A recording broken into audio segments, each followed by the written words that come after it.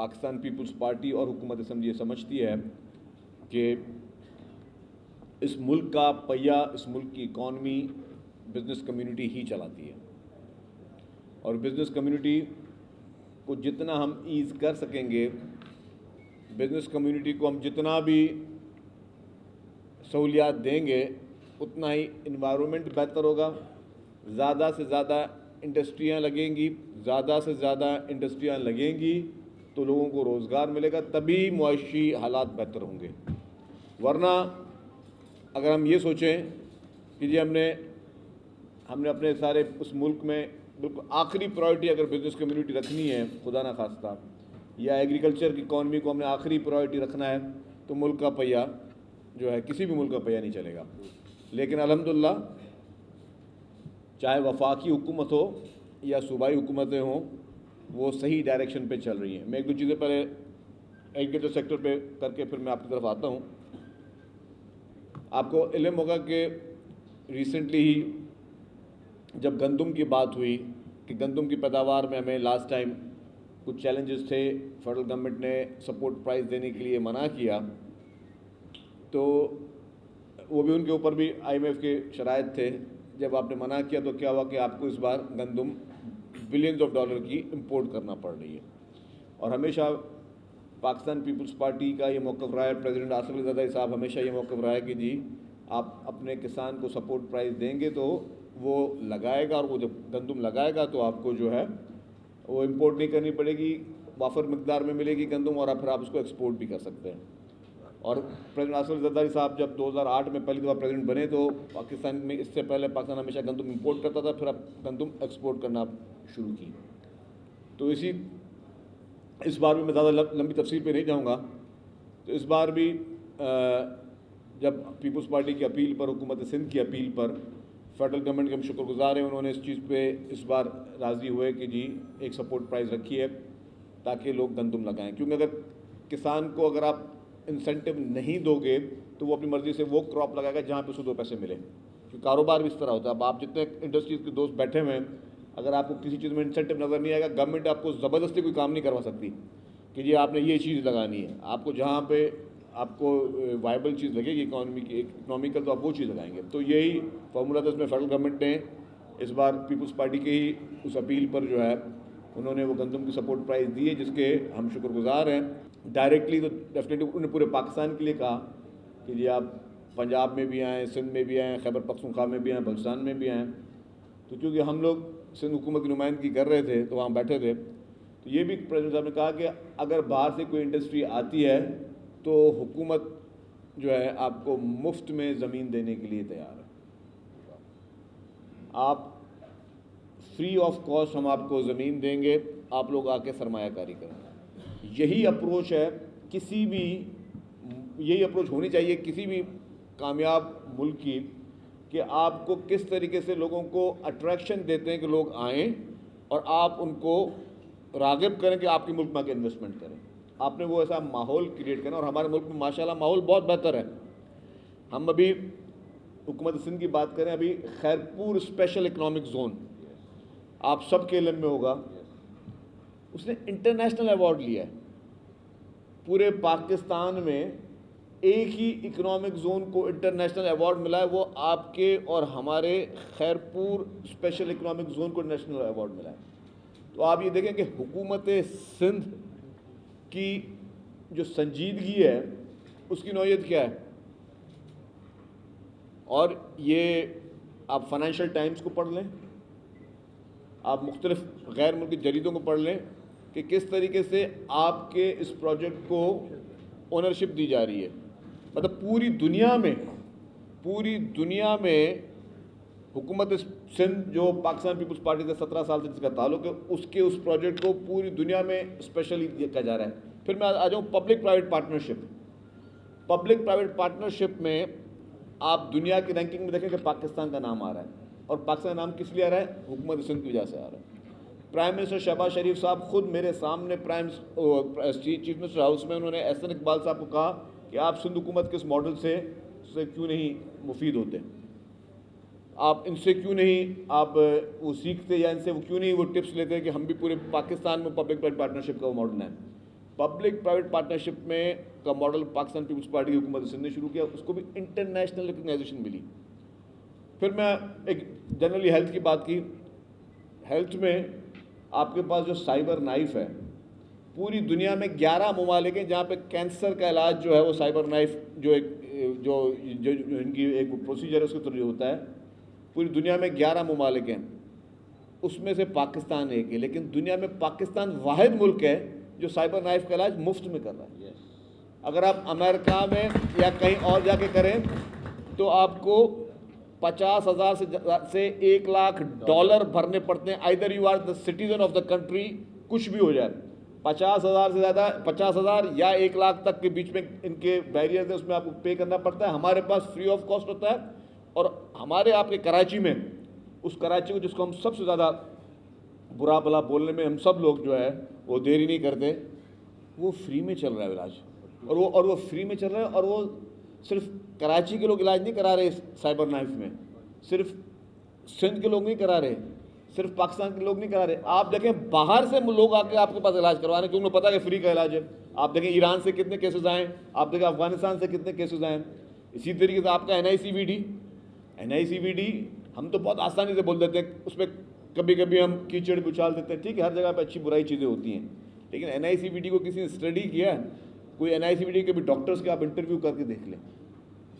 दुनिया में जितने भी कार्डियोलॉजिस्ट हैं या जो कार्डियक सर्जन्स हैं या जो इस तरह के प्रोसीजर्स करते हैं, उनके लिए एक क्राइटेरिया होता है उनको A ग्रेड में आने के लिए कि जी उन्होंने इतने प्रोसीजर्स किए हैं। हमारे NICVD के लोगों ने दुनिया के तमाम रिकॉर्ड्स तोड़ दिए हैं क्योंकि हमारे पास फ्री ऑफ कॉस्ट हमारे पास ये तमाम बीमारियों के इलाज हो रहे हैं मुफ्त में। और आप कितने लोग बैठे होंगे, अल्लाह सबको इन बीमारियों से बचाए। मैं भी उसका शिकार रह चुका हूँ उस बीमारी का। ये इकराम राजपूत साहब प्रेसिडेंट काटी हैदराबाद के हैं, इनके मेरे शहर हैदराबाद में मुझे सुबह को 4 बजे सीरियसली हार्ट अटैक हुआ तो मैं भागता पहुँचा हैदराबाद के उस NICVD में, और मुझे उन्होंने जब चेक किया बोला जिसको हार्ट अटैक है। एक और मुझसे पहले क्यू में शख्स बैठा था, उनको पता था कि मैं हैदराबाद का ताल्लुक़ है मेरा, उनको पता है कि मैं मेंबर ऑफ असेंबली, उनको पता है मैं सीनियर मिनिस्टर हूँ। उनका जी इसको वेटिंग में रखो, पहले हम जो है दूसरे आदमी का इलाज करेंगे। Very good. तो मेरिट की भी मैंने आपको मिसाल आपको बता दूँ, सुबह के 4 बजे और फिर मेरा इलाज हुआ अल्हम्दुलिल्लाह। आज मैं जो है वहीं से NICVD से मैंने स्टैंड लगाया। तो आप ये देखें कि जी हेल्थ को किस तरह प्रायोरिटी है। लोग मिसालें देते हैं जी, मुख्तलिफ जगहों के लोग मिसालें देते हैं। मोहम्मद पूरे सिंध में बेशतर, मतलब मैं आपको एक बात बता दूं, उसमें मैं आ रहा हूं कि जी हर जगह पे हमारे पास ये फैसिलिटीज़, और इस तरह फैसिलिटीज़ हैं कि सड़क पे चेस्ट पेन यूनिट के कंटेनर लगाए हुए सिंध हुकूमत ने यार, सड़क पे, कि भाई कभी किसी के लिए हॉस्पिटल दूर हो और अचानक किसी को चेस्ट पेन हो जाए तो इमीडिएट उसको कहाँ रिलीफ मिलेगा? कोरंगी पे लगा हुआ है। ये मेरे दोस्त बता रहे हैं कोरंगी पे लगा हुआ है, सड़क पे कंटेनर लगा हुआ है हुकूमत ने, जिस air condition container with the best health facilities. अचानक किसी को मोटरसाइकिल चलाते हुए, किसी को वॉक करते हुए, किसी को ठेला या रेडी चलाते हुए किसी को कोई पेन हो जाए तो वो कहाँ जाएगा? फौरन कंटेनर में चला जाएगा, वहाँ पे लोग उसका इमीडिएट उसको रिलीफ कर पहुँचा देंगे। तो ये होनी चाहिए अप्रोच कि आपने गली गली में आपने ये कंटेनर खड़े कर दिए हैं, जगह जगह पे चीज़ें खड़ी करें ताकि आप लोगों को बेहतर सहूलत दे सकें। मुकाबले देखें, पॉजिटिव चीज़ें होनी चाहिए। सबसे ज़्यादा इंसान को ज़िंदगी में क्या प्यारी होनी चाहिए? सबसे ज़्यादा, मतलब ठीक है आप मोटरवे बना लें, आप कोई और स्कीम बना दें, कोई और स्कीम आप जिसको जो आप वो अपनी पब्लिसिटी करवा लें, लेकिन सबसे कीमती कहते हैं कि जान है तो जहान है। सबसे पहले पूरी दुनिया की प्रैक्टिस ये है कि जी सबसे पहले अगर प्रायोरिटी दी जाती है तो वो हेल्थ सेक्टर को दी जाती है। और हमारे इस शहर में, हमारे सूबे में, पाकिस्तान की अगर मैं बात करूँ, पाकिस्तान की सबसे बेस्ट हेल्थ फैसिलिटीज़ अगर कहीं हैं तो वो कराची में है। कराची में पहले, सूबा सिंध में है लेकिन सबसे ज़्यादा हेल्थ फैसिलिटीज़ कराची में है। और फिर ज़रा सिंध भर में आप देखें कि गम्बट हॉस्पिटल जो है, again Khairpur, state of the art hospital, जहाँ पे फ्री ऑफ कॉस्ट लंग्स का transplant, free of cost liver का ट्रांसप्लांट। मुझे बताएं कि इससे पहले पाकिस्तान में बहुत सारे लोगों के बड़े क्लेम रहे कि जी हमारी हुकूमतें भी रही, हमारे सब ने कुछ कुछ कर लिया, लेकिन कहाँ पे फ्री ऑफ कॉस्ट की ये लंग्स और लिवर के ट्रांसप्लांट होते हैं? लाखों लोग जो हैं वो यहाँ पे आपके पास फ्री ऑफ कॉस्ट हेल्थ की अपने कार्डियक के लिए एनआईसीयू जाते हैं। आपकी SIUT state of the art hospital, SIUT state of the art hospital, फिर आपकी चिल्ड्रन हॉस्पिटल देख लें, फिर NICH देख लें। मतलब हेल्थ फैसिलिटीज़ में जो सिंध में अल्हम्दुलिल्लाह पाकिस्तान पीपल्स पार्टी की हुकूमत सिंध ने काम किया है, इसका मुझे कोई एक मुकाबला किसी और सूबे से, किसी और जगह से मेरे को बता के बताएं। और मैं बता रहा हूँ कि जी हम तो इंटरनेशनल पे अब बात कर रहे हैं ना कि जी अगर कैंसर का इलाज साइबर नाइफ के ज़रिए हो रहा है तो दुनिया में 11 ममालिक, लेकिन मुफ्त में सिर्फ हुकूमत एक सिंध कर रहा है। तो ये हमारे मुल्क की अल्हम्दुलिल्लाह ये जो हमारी प्रायोरिटीज़ हैं उसमें ये सारी चीज़ें हैं कि हमारी पहली सहूलियत हमें हेल्थ की देनी है। यस, सड़कें भी बना रहे हैं, बाकी जो प्रॉब्लम उसको भी हल करें, लेकिन जब तक हम लोगों को हेल्थ की सहूलत ना दे सकें तो कैसे हो सकता है कि मतलब आम आदमी को, गरीब आदमी को, मजदूर आदमी, उसको हार्ट अटैक हो तो वो क्या किसी बड़ी हॉस्पिटल में जा सकता है कि जी मुझे मुफ्त में इलाज करेगा? इसको कोई पहले करता था? यहाँ पे पर्ची सिस्टम ही नहीं है NICVD में कि आपकी एडमिशन होनी ही नहीं, पर्ची का कोई है ही नहीं क्लॉज कि आपने कोई शनाख्ती कार्ड जमा करना है, बस आप इंसान हो, आ गए, बस आपका इलाज हो गया और चले जाओ, अल्लाह खैर साल। तो ये हमेशा प्रायोरिटीज़ जो हमारी रही हैं। हमारे दोस्तों ने पॉइंट उठाए तो मैं कहा कि जी हमारा खैरपुर इकनॉमिक जोन, लेकिन उसके बाद एक और बहुत बड़ी अपॉर्चुनिटी हमारे पास है, वो है धाबेजी इकनॉमिक जोन की है। धाबेजी इकनॉमिक जोन को शायद हमने अच्छा मार्केट नहीं किया, लेकिन ये भी एक state of the art economic zone है। मैं आपके इंडस्ट्रियलिस्ट दोस्तों भाइयों के साथ बैठा हूँ तो इसलिए मैं इसको ज़्यादा फोकस करना चाह रहा हूँ। द रीज़न इज़ कि अब IMF के बाद पाकिस्तान में मज़ीद इकनॉमिक जोन्स नहीं बनने, तो ये आपका इकनॉमिक, और ये पाकिस्तान का वाहिद इकनॉमिक जोन है, स्पेशल इकनॉमिक जोन है, जो कि आपके पोर्ट के फेस पे, उसके माउथ पिट पे बना हुआ है। तो हमारे पास हमारे जितने इंडस्ट्रियलिस्ट दोस्त जितनी वहाँ पे सरमाकारी करेंगे, और हम तो कहते हैं कि हम खुद भी पर्सनली मैं एक दो दफ़ा चाइना गया, अब वहाँ पे Chinese companies they are very much interested, और ये वाहिद इकनॉमिक जोन है जो CPEC का हिस्सा भी है। They are very much interested कि वो यहाँ पे आएँ और यहाँ पे सरमायाकारी जो है वो धाबेजी इकनॉमिक जोन में करें। इसी तरीके से हर सेक्टर में पाकिस्तान पीपल्स पार्टी की हुकूमत सिंध ने काम किया। शाहरा भुट्टो की बात की, स्टेट ऑफ द आर्ट जो है वो रोड बनाया गया। अब उसके वो पैच जो कि शुरू नहीं हुआ था अभी, बारिश में उसका हिस्सा क्या, तो उस पर भी जो सोशल मीडिया पे लोगों ने बट ड्यूरिंग कंस्ट्रक्शन पीरियड गया, और उसमें बताऊँ कि सिंध हुकूमत का 1 रुपये का भी नुकसान नहीं हुआ, क्योंकि वो पब्लिक प्राइवेट पार्टनरशिप में है। तो उस सड़क को सिर्फ बनने तक नहीं, उसको जो भी उनका कंसेशन पीरियड है तब तक की मेंटेनेंस, रिपेयर और सारी जो वो उन्हीं कंपनीज की जिम्मेदारी होती है। तो यही कॉन्सेप्ट पीपल्स पार्टी का रहा है, सिंध हुकूमत का रहा है कि जी पब्लिक प्राइवेट पार्टनरशिप में आप काम करें। उसके अलावा BRTs की बात हुई, पहले मैं आ जाता हूँ रेड लाइन BRT पे, उस पर भी उसका मिसाल दी गई। रेड लाइन BRT में इश्यूज़ थे, इश्यूज़ BRT में नहीं थे। मैं आपको बता दूँ इश्यूज़ ये हुए, एक सिंपल बात मैं पहले भी कह चुका हूँ, 2021 में उसका टेंडर हुआ था। उस वक्त जो ट्रांसपोर्ट मिनिस्टर साहब थे उन्होंने सारी चीज़ों को देखकर और बड़े अच्छे तरीके से टेंडर किया, शफाफ तरीके से टेंडर हुआ। उसके बाद 2022-23 के बाद आपको पता है कि इस मुल्क की इकॉनमी का क्या असर हुआ कि आपके जो डॉलर है वो डबल हो गया, सरिया का रेट कहाँ चले गया, सीमेंट का रेट कहाँ चलेगा। वो जिन कॉन्ट्रैक्टर्स ने पहले वो काम लिया हुआ था उन्होंने कहा जी मैं तो इतने में पूरा नहीं कर सकता। जब टेंडर का रेट भरा था तब था सरिया का रेट 90,000, आज है 1,60,70,000, तो मैं तो उस पैसों में कर नहीं सकता। इसी तरीके से पूरी जितनी कंस्ट्रक्शन के मटीरियल है सब की उन्होंने एक क्लेम्स दाखिल किए। ये मैं फर्स्ट टाइम थोड़ा बता रहा हूँ तो मैं चाह रहा हूँ कि सारे दोस्त देख लें। वो जो शुरू में एग्रीमेंट बना उसमें एक होता है डिस्प्यूट बोर्ड, डिस्प्यूट बोर्ड ने भी उनके जो क्लेम्स थे वो उन्होंने अप्रूव कर दिए कि ठीक है, किसी ने बोला जी 7 अरब का क्लेम, 8 अरब का क्लेम है तो वो अप्रूव कर दिया। किसी ने बोला जी मेरा ये मुझे नुकसान हो रहा है और जो मैं अपकमिंग जो प्रोजेक्ट करने हैं उसमें मुझे 10-12 अरब का क्लेम है, तो वो डिस्प्यूट बोर्ड ने उनके अप्रूव कर दिए। अब डिस्प्यूट बोर्ड के फैसले हमारे ऊपर बाइंडिंग थे एज पर द कॉन्ट्रैक्ट। मैं आज ये फर्स्ट टाइम ये चीज़ें बता रहा हूँ कि जो चूँकि ये चीज़ें लोगों को समझ में आना इंपॉर्टेंट है। अब हमने फिर चीफ मिनिस्टर साहब ने मीटिंग की, भाई अब क्या करें, तो हमने कहा जी हमें मौका दें कि हम उनसे कॉन्ट्रैक्टर से नेगोशिएशन करें। अब उसमें जिसका 7 अरब का क्लेम था उसको हाथ पांव बांध कर नेगोशिएशन करके हम लेके आए 2 अरब रुपये के क्लेम पे। मतलब जो हम पे बाइंडिंग थी कि हमें करना था, हम उसको नेगोशिएट करके हम लेके अभी हमें 2 अरब रुपये का क्लेम है। मैं इसके लिए, इसकी ट्रांसपेरेंसी के लिए हर पॉलिटिकल पार्टी को आके वो प्रोजेक्ट दिखाने के लिए तैयार हूँ, हर बिजनेस कम्युनिटी को, तमाम ट्रेडर एसोसिएशंस को। हमें पता है वहाँ पे लोगों को तकलीफ़ें हुई हैं और हमें उसका एहसास है, आज दिन तक तकलीफ़ें हो रही हैं, हमें एहसास है। लेकिन प्रॉब्लम असल में क्या होता है मैं आपको बताऊँ, ये कॉन्ट्रैक्ट्स बनते तो हमारी जो कंपनीज़ होती हैं, जो कि कंसल्टेंट होती है ना, वो कॉन्ट्रैक्ट्स बड़े बादशाह के नमूने से बनाते हैं। उन्होंने जी शुरू में कॉन्ट्रैक्ट का पहला क्लॉज क्या था, जो कि अब आपके पास होना है। मैं आपको ये बात तफसीलात इसलिए बता रहा हूँ कि आपके पास ये अब शुरू होना है कि जी काम तब तक शुरू नहीं किया जाएगा जब तक हमें राइट ऑफ वे नहीं मिलेगा।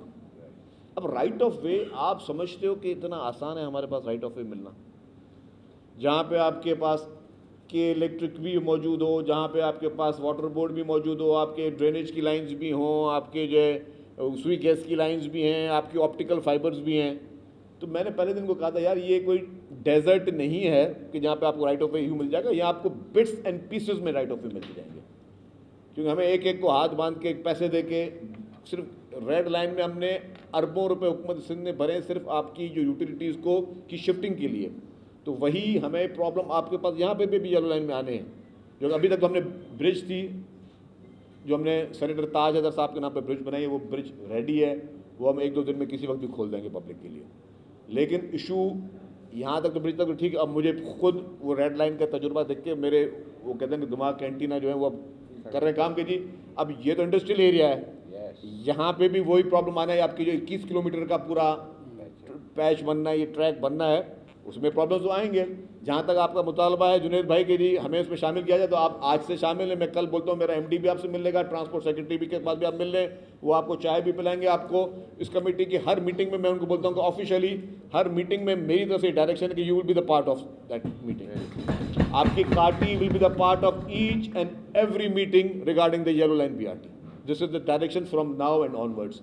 बट द प्रॉब्लम इज, ये प्रॉब्लम आएंगे और फिर सब वो गालियाँ अभी हम नहीं खानी। अब 2 तरीके ना, या तो मैं इस शहर के लिए स्टेट ऑफ द आर्ट समझे कि कोई अराउंड 700-800 रुपये की बीआरटी बनाऊं, या मैं जो मुझे चैलेंजेस आने हैं, जो गालियाँ खानी है, उसको देखकर मैं पीछे हट जाऊं।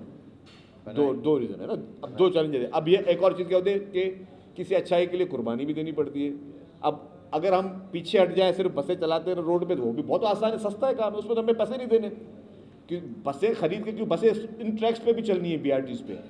लेकिन बसें लेकर ख़रीद के चलाना इज़ नॉट बहुत बड़ा कोई तुरम खानी नहीं है हमारी। असल बात है अब हम वो ऐसा इंफ्रास्ट्रक्चर बना के जाएं जो आगे 200 साल तक, 300 साल तक के लोग उसको यूटिलाइज़ करते रहें। इस शहर की जो फ्यूचर की आबादी है, जिस तरीके से इसने एक्सपेंड हो रही है, अनफॉर्चुनेटली हमारे, मैं कहूँगा कि हमारी हुकूमतों ने पॉपुलेशन की जो कंट्रोल पे काम नहीं किया। मैं उसको एडमिट करता हूँ। हमारी तमाम हुकूमतों ने, शुरू में जब पीपल्स पार्टी की हुकूमत थी, जब मोहतरमा बेनज़ीर भुट्टो शहीद साहब प्राइम मिनिस्टर थी, तब उस दौर में काम हुआ।